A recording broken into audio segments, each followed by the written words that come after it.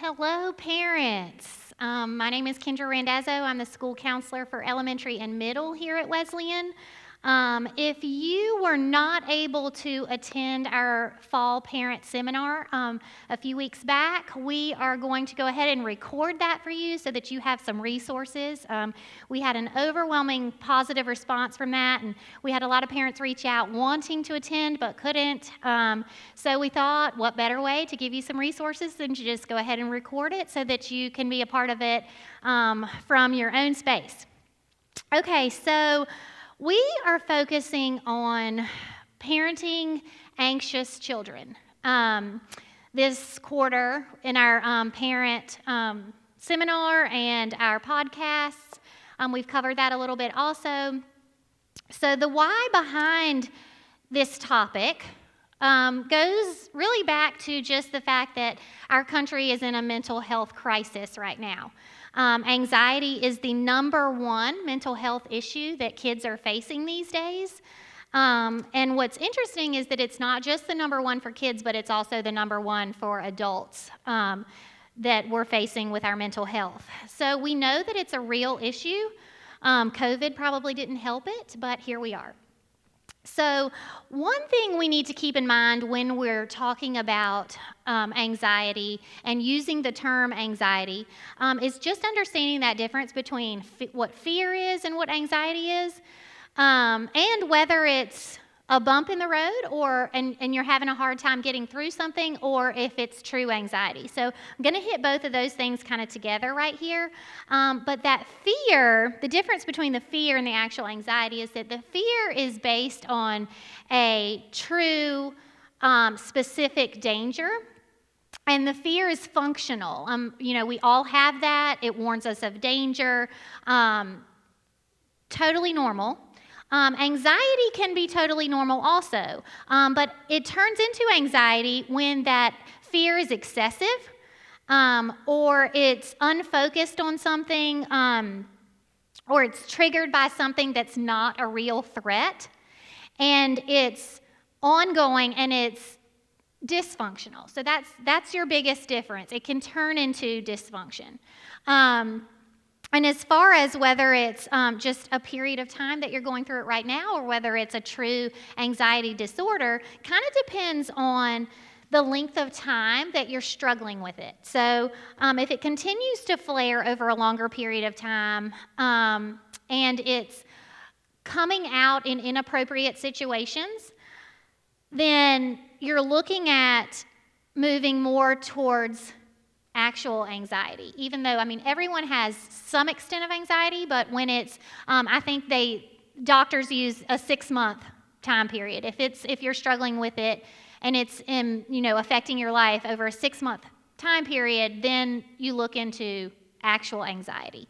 There's pros and cons to anxiety. A lot of times our kids are hearing the word anxiety or anxious, and we associate negative feelings with it, but there are pros to having anxiety or feeling anxious.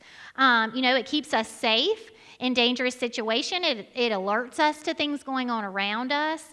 It helps us prepare to do our best. If we're worried about tests and we're worried about getting in trouble or things like that, it makes us more aware of how we're studying and how much we're studying and the things that we're doing and the choices that we're making. So there is a pro or a positive to those feelings, but then it can turn into a con quickly. If it's interfering with relationships, if it's interfering with daily life, if you're doing things when you're anxious and when that anxiety is hitting that you later feel guilty about or shameful about, you lash out, you yell at someone in the midst of something that maybe afterwards you realize wasn't that big of a deal, but it brought that anxiety feeling up, and then you had a regret later where you've hurt someone that you care about or said something ugly to someone that you care about, or maybe you're self-medicating to try to get through some of those anxious feelings. That's when it becomes dysfunctional. That's when we really need to be thinking, how can we turn this around? Number 5 up here, one of the things that I've learned about anxiety in the different workshops that I've taken and books that I've read is that anxiety is energy. So if you have anxiety, it's very important that you have ways to exert energy. So whether that's an exercise routine, whether that's extracurricular activities or sports. If you have a child who's not into those things and doesn't like to run around, doesn't like sports, then you're going to have to get creative because they need to burn the energy. And the more energy they can burn, the better they can control the anxiety. And that's our goal, is for them to be able to learn to control it so that it's not controlling them. So the last thing just about the anxious mind, and this goes for children and adults, okay?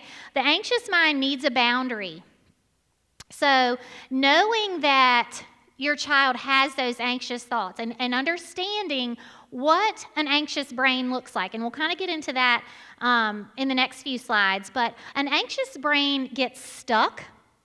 It doesn't remember the good, okay? So if you have a weekend, let's say you go out of town for a weekend, and you have a vacation, and the whole weekend was great, but one negative thing happened. Maybe your child couldn't find you in the department store, or and maybe it lasted 2 minutes, like you were just on the next row, okay?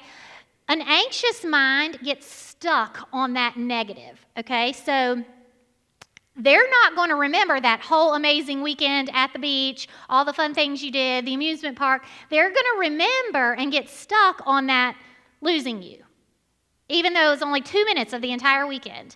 That's what an anxious mind does. So knowing that can help parents have boundaries. So having boundaries with the things they watch on TV, the scary stuff, the things that they or even just listen to on the radio, the news, things like that. An anxious mind, if you've got bad weather coming, like you're going to be cognizant of what they're hearing, what they're seeing, just so that you're helping kind of diffuse some situations where it's important for them to hear and experience and be exposed to it, but you need a boundary. You don't want them sitting there watching the Weather Channel for an hour when a hurricane's coming through. So just having some boundaries there and being able to talk about those things. The anxious mind wants to do well.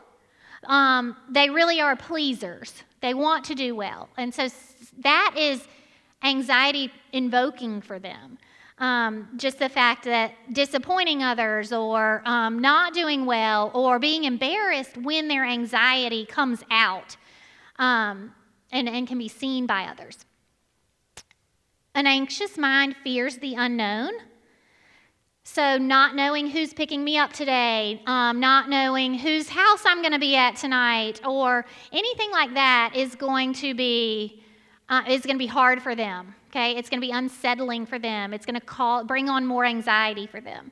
The anxious mind likes routine, but also needs a balance. So it's important that they have a schedule, but also that it's not rigid and totally structured so that they can't release that energy that they need to release. And then, again, clings to negative events, which we kind of talked about that with getting stuck and not remembering the good. Okay, so now, when you're looking at what anxiety looks like, it can look a little different between the younger ones and the older ones. And then those in-betweens could go either way. So with the younger kids, anxiety is going to focus around specific things. They're going to worry about specific things like animals, storms, death, school, tests, things like that, sports. Teens typically worry more about themselves as it pertains to their social relationships, their self-esteem, that sort of thing. So it might look like perfectionism, where they just want everything to be perfect. So if they do not have the highest score on everything or straight A's, then they are anxious about that. They care about what other people think, their bodies. A lot of anxiety stems from that as they move into their teenage years. And then both of them, both kids and teens, you could see all of these things, which could also be symptoms for other things. But if you are seeing these things, it's important to remember that it might not just be that they're acting out or that they have a behavior problem. It could be that they're dealing with some anxious thoughts, and this is how it's coming out. So you might see some irritability. You might see difficulty regulating emotions. They might fly off the handle easily or cry easily. Or cry about things that other kids aren't crying about, and having a hard time kind of settling back down and getting themselves back under control. You might see the negative thinking patterns. They might feel certain ways about themselves. So, they don't get straight A's, they think they're dumb. Or they, have a problem with a friend one day, they think they have no friends. Those sort of patterns that keep coming up. You might see some constant worrying. They just worry about everything. You might see some of it come out as physical complaints, stomach hurts, headache. That's their nerves. You might see either sleeping problems or eating problems. So just not eating like they should, maybe not eating enough or fiddling with food. You got to be careful with that moving into teenage anxiety because, that can play a big part on self-esteem and their bodies and that sort of thing. You might see some avoidance behaviors. So like if they're anxious about something going on at school or school in general or grades, you might see them not wanting to come. It may be that they have these physical complaints. It could be that they are just wanting to avoid and not have to face the situation that's making them feel anxious. Again, sleeping difficulties could be getting to sleep, could be staying asleep, waking up a lot during the night. Could be, takes an hour and a half for them to even fall asleep because that's when their bodies are slowing down and that's when their mind starts going. So when we go back to that anxiety as energy, giving them endless ways to burn energy is going to help settle their mind as their body settles. When they're exhausted, that's helpful for them. Whereas some kids, when they have too much going on, when they're totally exhausted, they get too tired, then they get fussy and grumpy and irritable and all of that. But with anxious kids, that's actually a good thing because that's about the only time their mind is calm and at peace, when their body is exhausted. So you do want to push them a little farther physically than you would a kid who doesn't suffer from this. You might see excessive clinginess. You might see poor concentration in school. With anxiety. You can see any of those things. So let's really dive into what's happening in their brain. And when I see kids come to me, either in the midst of, I call them stress attacks. It could be a panic attack, or it just could be, just a hard time. But I always call them stress attacks. And so when I see kids who are in the midst of a stress attack, normally there's tears or there's just panic. I always talk to them after they calm down and they've gotten through it about their brain. Because kids who don't understand what's happening, again, it's that fear of the unknown, it causes some more anxiety over the issue. Whereas when they start to understand what's really happening, they are prepared and they learn as they're getting older what they can do to reverse it, what they can do to avoid getting to that point.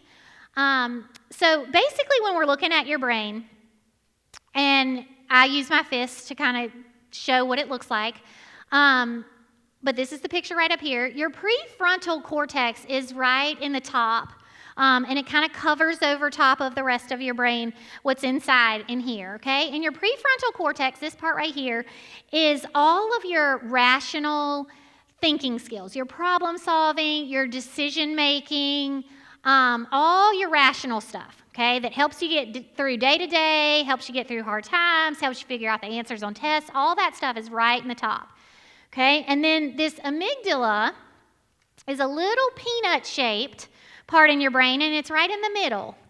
And it's covered up, but that's where your fear, your stress, your anger, any of those big emotions, that's where they are. Okay, so anytime there's a danger or a threat of danger, that amygdala sends out a signal. It releases some hormones. Now, normally what's happening is blood is flowing all throughout your brain.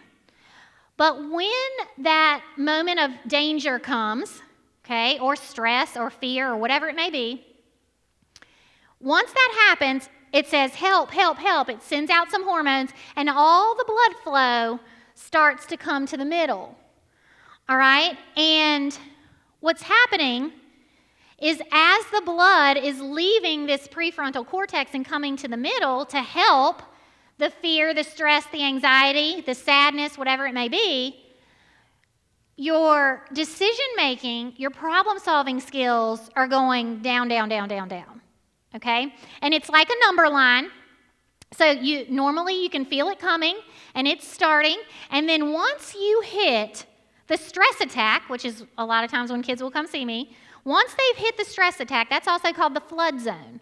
Once they've hit the flood zone, none of the strategies that we're going to talk about will work, okay, because they are at the extreme, okay? So the blood flow is now all down here. Their problem solving is out the window. Their decision making is out the window. That's when they're going to say and do things that don't make any sense, that make you really worried.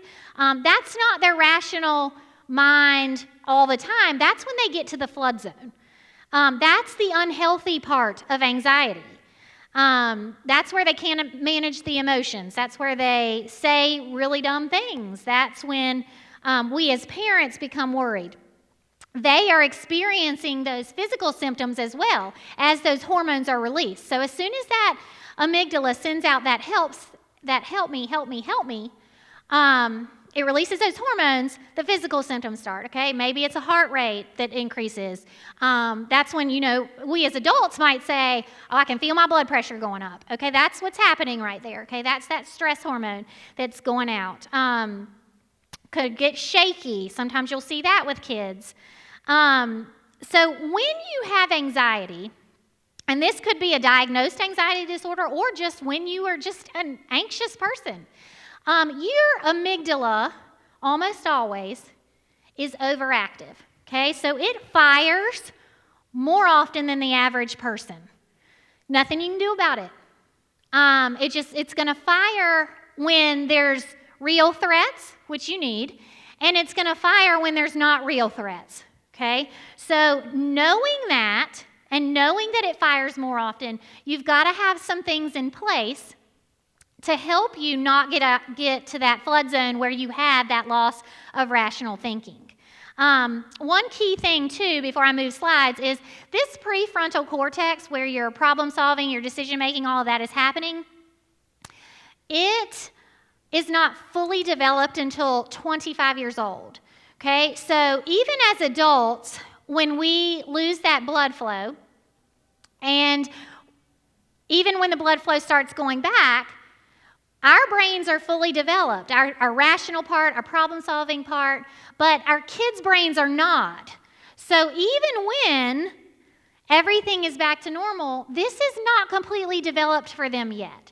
So in the midst of a stress attack,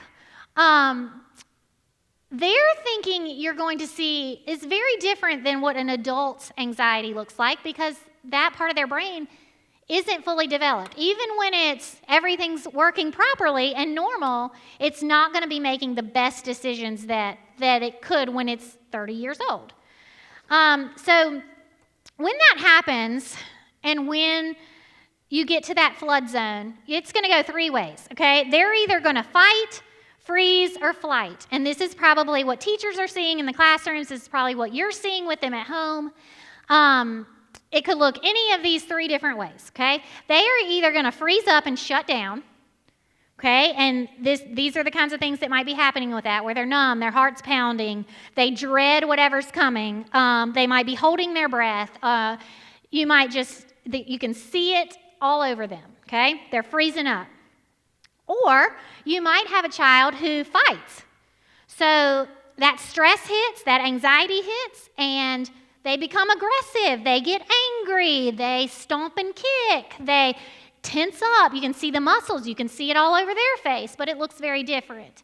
They also feel on the inside those physical symptoms also from that hormone release, but it looks different than the freeze part, okay? Or you've got a flight child, which they're going to try to get out of the situation however they can. They might take off running.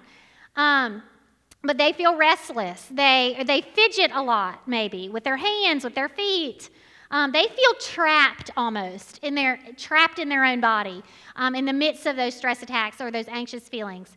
And you can normally see that all over their face too, where eyes are wide, they're tense, you can tell. That was survival mode for them, okay? They're in the flood zone and they're trying to get out. So when we move into what's going to help, all right? So when you're thinking of that number line and we're teaching our kids to notice these things, all right, and know what triggers us, and this is what's happening with our brain. Once you start feeling those physical symptoms, there are things you can do to slow it down and even make it go the other way. So that's our goal, okay? That's our goal. We don't want to get up to that flood zone because when we get to that flood zone, these things happen. And then we don't think clearly, and then we say things that hurt people, and then we lash out at people, and then we do things that are hurtful to ourselves and aren't showing love well to ourselves. So some strategies to try, but remember, this is only going to work before they get to the flood zone, okay? So they can do what I call a senses reset. And so knowing your 5 senses, sight, smell, taste, hearing, touch, you want to try to change as many of those as possible. So easiest way is to go outside. So if you're at home, that works well. Go outside. Go for a little walk, okay? It's going to change what you see, what you hear, how it feels outside, the temperature, all of that. So that changes like 3 things automatically. It smells different, 4 things automatically, okay? If they're at school, a lot of kids who have an anxious mind, they just keep a little bag in their book bag and of things that will help them reset senses. It could be hand sanitizer because that's going to change their touch. They can smell it. It changes their smell. They keep some mints or some Tic Tacs or a pack of gum to change their taste. They can try to get up and go to the bathroom. That'll change their sight and their hearing because you're hearing different things or the sound is different. The more they can change, the quicker they'll be able to get through that anxious feeling. So that's very helpful. And other kids that are around them, because that's a big thing, they don't necessarily want other people to know that they're dealing with this. It's embarrassing to them. Should it be? No, but sometimes it is. The good thing with that is that most of the time, the things that they have with them, other kids don't even notice anything different about it. They just think they're hand sanitizing or they think they're popping a piece of gum in their mouth. It's nothing too noticeable. So just so they know what they're doing, but other people don't. Using any kind of things where they can fidget with their hands. So magnets, putty, art materials, having those things accessible to them in different places of your house. Or even just like a box that you know where it is and they know where it is. And when they're feeling anxious, when it first starts, they can go and get it and just mess with it. That's a way for energy to come out. Even though it's, just in your hands, that's helpful. Help them identify their triggers. Like what brings on this anxiety? Normally by the time they are getting older, they can normally tell what triggers it, but is it external versus internal? Is it your thoughts and the things that are going through in your mind or what you think other people are saying? Is that what's triggering it? Or is it, does it have to do with you smell something or you hear sirens or is it the thought of a test or taking a test or hurtful words that are being said? Or is it, happening outside or is it happening inside? What's the trigger? Knowing that is helpful. Square breathing. So that's where they picture breathing in a rectangle or square, and they hold it in for 5 seconds, and then they blow it out for 5 seconds. So they go in they have a picture of a square, and that's what they're supposed to do for however many seconds. So if they breathe in for 5, and then they hold it for 5, and then they breathe out for 5, and then they hold it for 5. That's helpful. There's lots of different ways for that. You can search that online for them to learn different breathing techniques. Another thing is called a channel reset. So a lot of the times with the younger ones, they need something to mess with in their hands to remember some of these strategies. So we'll make a little clay remote control, and we'll think of our minds just like we think of a TV. So when we're watching TV and we don't like what we're watching, what do? We change the channel, right? So our mind is the same way. When we are thinking things that we don't like to think, that we don't want to think, that are making us feel a certain way, we need to change the channel, okay? So just them having a little remote that they make and they take with them, and they can think about changing that channel, and it's more about the mindset there. So creating calm is just something that if you have an anxious child, you need to be able to do as much as possible. So they're not going to thrive in chaotic environments, whether that's loud, noisy, entirely too busy, whatever it may be. Fighting, that sort of thing, that is going to increase their anxiety. So just creating calm environments as much as possible will be helpful for them. 5 on, 5 off. So that's something where they write down exactly what's causing their anxiety if they know. If they don't, you don't write anything down. But if they know something that's making them anxious, they write it down on a piece of paper, ball it up, and they take 5 on where they squeeze their hands together, and 5 off where they relax. 5 seconds on, squeezing it, 5 seconds off, squeezing it.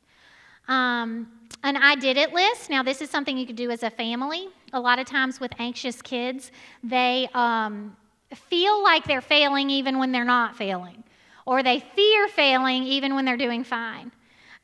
So noticing when they're worrying about something, and then when that thing happens that doesn't go along with that worry that they worried so much about, writing it down. And just having a piece of paper up there that's an I did it list. And look, you were so worked up about that spelling test. And look, you got a B on it. You did it, okay? You didn't fail it. You were so worried about that, okay? So writing that down. Or you were so worried about going on that bridge.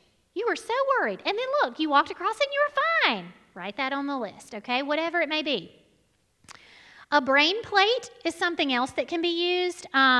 You just take a paper plate and you divide it into 4 different areas, and you put the different areas of their life in it. So you've got school, you've got home, you've got friends, and then you've got like extracurricular activities. And so they write down all the things that they have going on, and the things that are thoughts in their minds, worries in their minds, things that make them anxious in each of the different areas. And then you take that list and you talk about it and you say, okay, look though, when we live, we take it one day at a time, especially if you have an anxious mind. You take it one day at a time. And so you look at that, those things that they listed on their plate, and if it doesn't have to do with today, we're going to mark it out, okay? Because we're only going to worry about today. Because when we can break it down and look at just the things that are going on today, guess what? We can do it. We can manage it. But when we put everything on the plate for the whole week, then it's just like a plate of food. It's going to make us sick. We cannot eat all of it for the whole week today, okay? We can't manage that. And our stress and our anxiety is the same way. We can't handle all of it right now. We're going to break it up, and we're just going to do today. Another thing, and I can't stress this enough, when you have a kid who's anxious, serving others is one of the best things that they can do. It takes the focus off of them, and it's constantly reminding them and showing them what's really important in life. And that's really important for an anxious kid because it just helps ground them more. So serve as much as you can if you have an anxious mind yourself, or if you have a child with an anxious mind. Just get them out there, get the focus off of them and onto others, and you'll see some results with that. Also, praying over them is helpful in the midst of those attacks, especially. But if this is something that your family struggles with or your child struggles with, praying for them is great. and I mean, I believe that we probably all are praying for our kids, but actually laying hands on them and praying over them aloud so that they can hear you and hear what you're praying for them about can be very powerful for them sometimes too.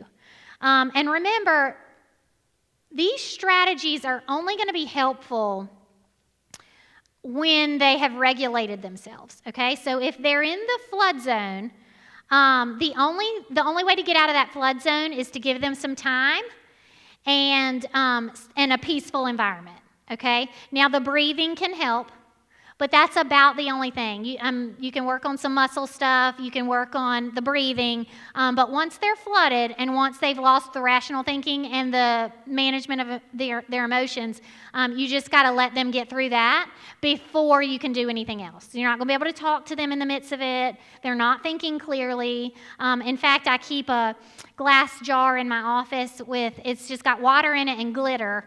And for the younger kids, I show them this is what happens when we get like a strong emotion. So like we get stressed and we shake the glass up and the glitter goes all in the water and mixes all up. Well, when that happens, you can't see clearly through it. Like you can't see through the water anymore because all the glitter's everywhere. Well, that's how our mind is too. We don't see clearly when we're in the midst of it, okay? So you got to wait and you got to give it time until it settles.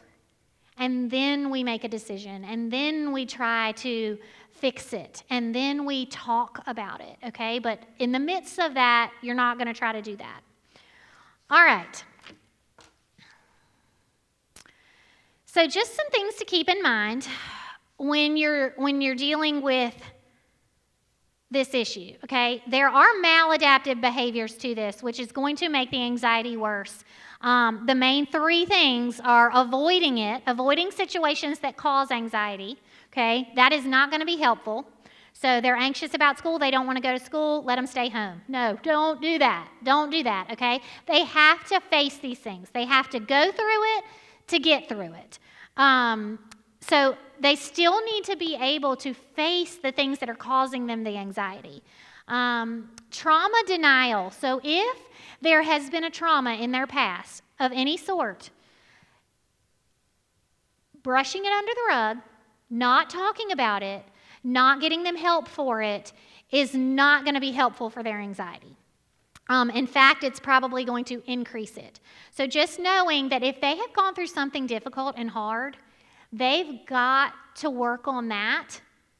And a lot of these other things are going to fall in place for them because it's all going to improve when they can hit the root of the issue. And then the third thing is just hypervigilance. So a lot of times with anxiety, parents or kids or ourselves, if we're dealing with anxiety, that they'll constantly assess the threats around them. So that can be traumatic in itself. So we don't want to be hypervigilant because we have anxiety. We still need to live. So like this says, those things, all three of these, they're exhausting, they're overwhelming, and they actually increase the anxiety. All right, so as we're wrapping up, it's important to tie all of this back to the truth. And God never intended, and I said this in my podcast if you listen to this, to that one, God never intended for us to not have anxiety. He knew that his children were going to experience anxiety. Fear not is noted or is said in the Bible 365 times. Okay, so he knows that this is going to be a struggle for us. I tell the kids that those Bible verses that they're memorizing and they complain about that all the time. However, those are the things that are going to come back to them when they need it the most. And I tell them like this fear not. Like I have an anxious mind. I can't tell you how many times I have to tell myself, fear not, for he is with me. Fear not, for he is with me. Fear not. Okay? Do I remember an entire verse? Maybe not. That's okay. That's okay. Okay? But you're remembering all of it now so that when you get to points in your life where things are hard or things are sad or things are not fair, or you've got to be strong when that's the last thing you feel like you can do or you can be, that's when it comes to you. That's when you remember just a few words from what you're learning now. That's why it's so important that, you as parents, you have your kids in an environment where they're being led to the truth. They're being led to the peace from Jesus, right? God tells us that when we are anxious, we need to do these three things. We need to pray. We need to ask Him to help. We need to give thanks for the things that He has blessed us with, for the goodness in our life, the things that we're seeing. And then He says, I will give you peace. And so our kids here at Wesleyan need to know, and they are being told here at school, He will give you peace. He will give you peace, okay? These are all great things to try, and these are things to do to help. But our peace is ultimately going to come from Him. Now, I get a lot of questions when dealing with anxiety from parents about if we're pointing them towards the gospel and we are telling them that Jesus saves you and that Jesus brings you peace and all of that, then why would we ever want to give them medicine to help with this? Because then it's showing them that that their safety or that their fix is in a pill and not in the Lord, okay? So Nurse Moore can go more into detail about when your anxiety is turning into a medical issue. But I ran across an article that had a really good analogy, and I thought, wow, this is really well put, from a pastor. And he had described it as when you're on a boat, or if you're on a boat, and you go overboard. And you're in the ocean, and the waves are knocking you down, and you feel like you're drowning, and you can't get back to the boat, and someone throws you a lifesaver. And they throw it to you. That lifesaver is going to help you, but you're going to have to get back to the boat. The lifesaver isn't saving your life. It's helping you, but you're going to have to swim back to that boat, and you're going to have to get back on that boat. Okay? And he described medicine as the same way when dealing with anxiety. He said, Jesus is the answer. But sometimes when sometimes you're going to need help seeing Jesus clearly. And that's okay. That's okay. God has put all of these tools in place, these strategies to help us, doctors to help us, medicine to help us. So yes, Jesus is the solution, but medicine can be a tool to help us see Jesus more clearly. And that's what we want. We want our kids to see His love clear as day. Clear as day. Okay? Because when we see it, we can get there. We can get there. So, anxiety is a lot like drowning in that ocean where you just feel like you're getting pushed back down and you're trying to stay afloat and you're trying to stay afloat, but things just keep pushing me back underwater and I'm trying. And a lot of times that does happen. So just some food for thought there. If that is, on your mind, I'm trying to just cover any kinds of questions that may be coming up since I don't have a live audience right now. Please feel free to reach out to me if you have any other questions or concerns, or you want to talk further about this after you watch this. I did put some different books up here that I like to use with kids. These are more elementary-aged books, just that hit different worries. This, How to Crack Your Peanut, that one actually talks to the kids about how their brain works. But any of those are good. And then for the older kids, these two books I have really found to be informative and helpful in understanding how their brains work, how we as parents can help them overcome it. Because this is a pretty normal part of life. I mean, we all have some anxiety. So being able to talk about it, being prepared to deal with it, the kids knowing how to deal with it and what's happening in their own brain, and knowing that they have people to talk to about it, a lot of times is helpful for them. It prepares them for gaining control of it, for being able to manage it, and that's ultimately what we want for them. So any of those resources are great. I'm also going to put a couple handouts in the front office, and I'll just lay them on one of those side tables if you want to stop in and just grab one. It just basically talks about helpful coping skills. There's one for children, and then there's one for teens.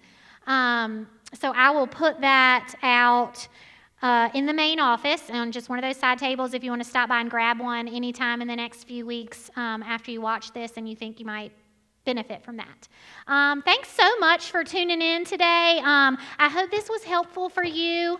This is just something that our kids are going through, and they're going to be okay. We as parents worry about them, and we don't want to see them struggle, but we're all going through it, and we're going through it together, and you're not alone, and they're not alone, and we love you, and we are just here to walk alongside of you and help you through these days, and we are praying for all of our kids to overcome these stressors and anxiety. They're just part of growing up. Thanks so much. Bye-bye.